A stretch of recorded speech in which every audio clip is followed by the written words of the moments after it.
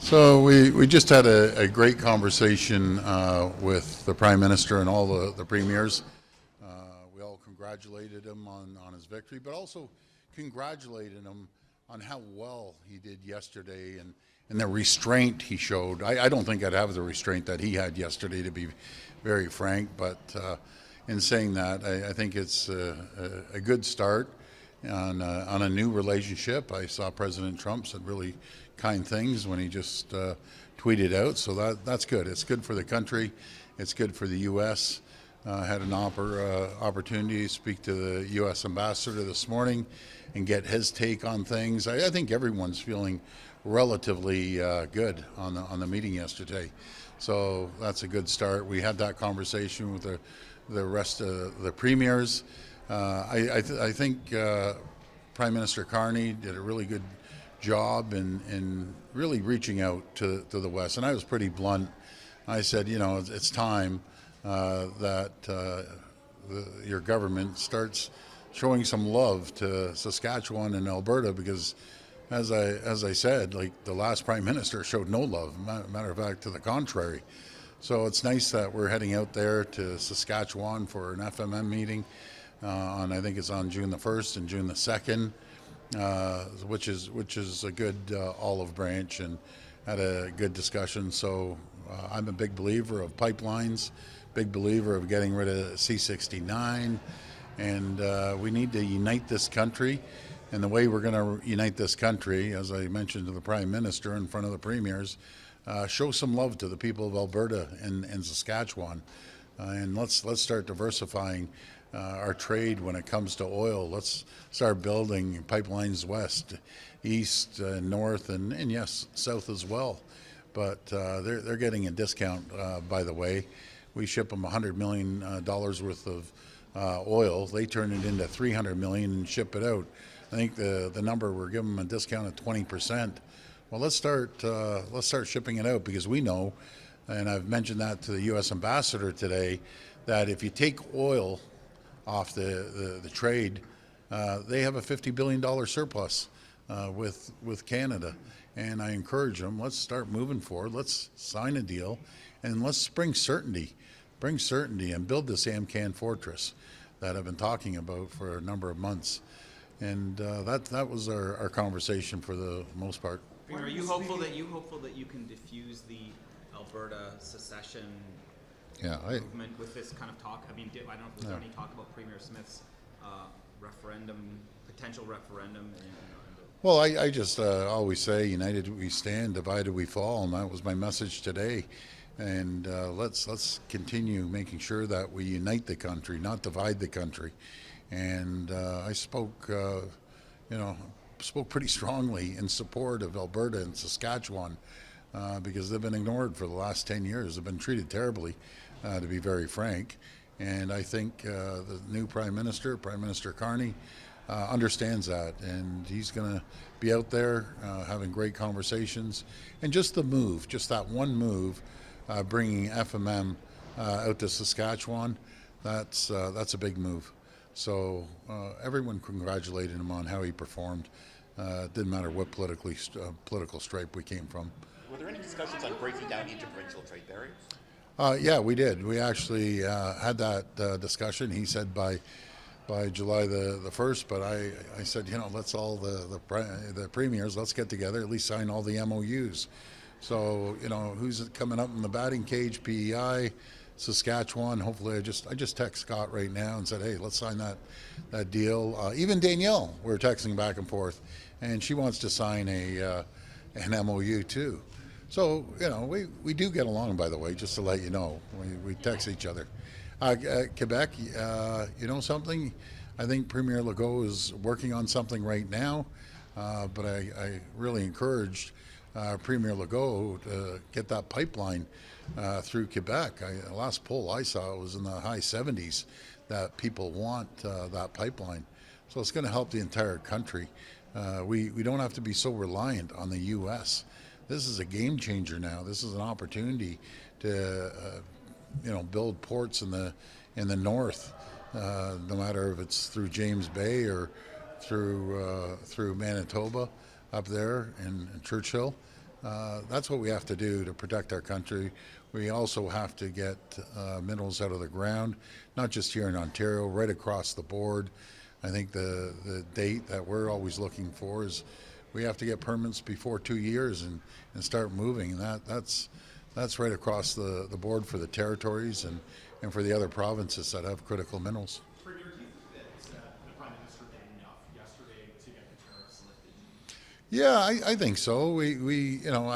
No one expected to sign a deal, but I'll tell you, it was a massive step forward that he went down there, and they seemed to be getting along quite well, and he said they were getting along. So I think this is huge compared to the last Prime Minister. Premier, your Do you have government. any sense of what he said to the President in the luncheon behind closed doors about getting tariffs lifted? Well, not to get into it deep because I wasn't there, but he did encourage us to encourage the Prime Minister, I'm sorry, the President, to move forward and let's get this deal signed. It's beneficial for both countries, and that was kind of the message that we heard today. Your government's been under fire for not doing more to tackle this measles outbreak, which continues to grow, or for making Dr. Moore more readily available to the media. Are you worried about this measles outbreak, sir? Well, let me tell you the facts, because there's always facts behind every story, and here are the facts. We have 150,000 units of vaccinations going right across the province, and we've put a $2 million ad promoting people to get their kids vaccinated. And here's the facts. There's certain communities in Ontario, for religious reasons, are not getting their kids vaccinated. I encourage anyone and everyone, you need to get your kids vaccinated, because if not, it just starts spreading. So we've been working with a chief medical officer of health and also local medical officers. They know what they're doing, but the problem is you can't force a community to get vaccinated, and the problem with that, that starts spreading around other communities. And so we're giving everything we have. They have 150,000 vaccines ready to roll. We just have to get those communities to get vaccinated, and for religious reasons, they don't want to. That's a problem. You got to protect all of Ontario. You can't just ignore one community. You don't think it should be mandatory? How do you? It's a good point, but how do you force someone? Do you grab their kid and start jabbing them with a needle? It's a problem. I agree, but we're throwing everything in the kitchen sink at this to make sure we have the vaccines, and we're spending $2 million on promoting getting your kids vaccinated. This is a no-brainer. Like, I don't know. I remember getting the measles shots. Last question. From UPL 5, you want to exempt some projects from laws. What laws do you want to waive legal power in that bill? Well, we're just running through it. I can't get specific per se, but we just want things to move forward. We're in a different league now. We're fighting the tariffs, and we just want to get projects moving forward as quickly as possible. There's no longer time to sit around and wait 10 years as we do an EA and everything else. We just want to move forward with projects. This is a critical time for Ontario and Canada and the rest of the world up against these tariffs and on infrastructure, and we need to make sure we keep people working out there, and one way you do it is by building roads and highways and hospitals and schools and bridges. That's what we're going to do, but we're going to make sure that we always do an EA to make sure it's properly done. I'm not against it. I'm just against taking 5 years to get one done. It just doesn't make sense.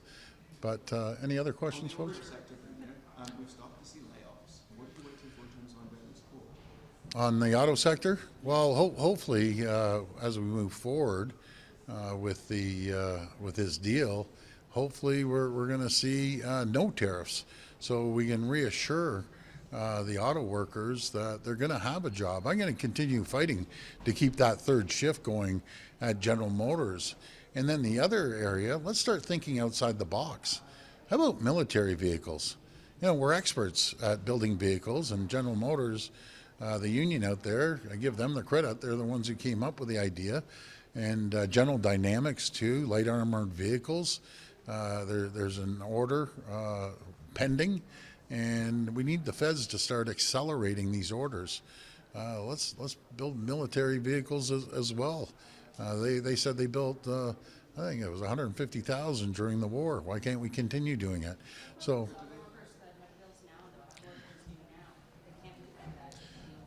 Yeah, no, I understand that. We're going to be there to support them any way we can. We'll protect our auto workers, and we'll retrain them. And this goes back to our original point of let's start getting infrastructure projects moving.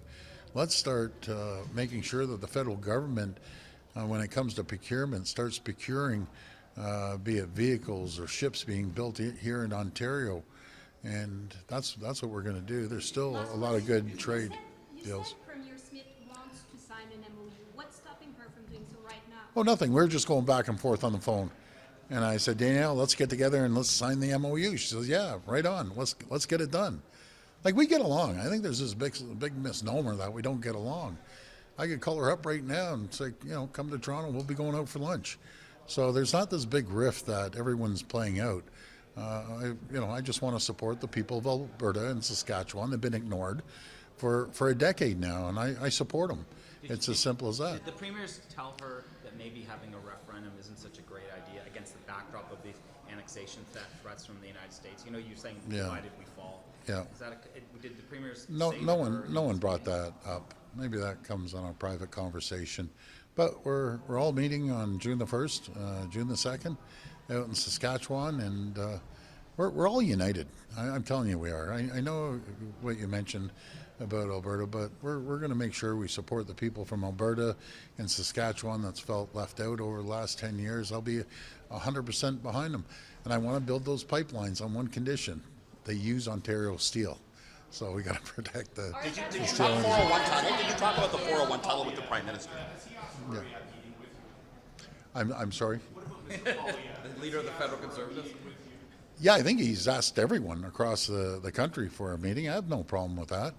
And I'll be more than happy to talk to anyone and work with anyone. That's just that's just what we do. Do you think he should have run in Ontario rather than running in Alberta? I mean, he's an Ontario MP, and now he's running in Alberta. Oh, buddy, I'm not going into that bear trap. No way.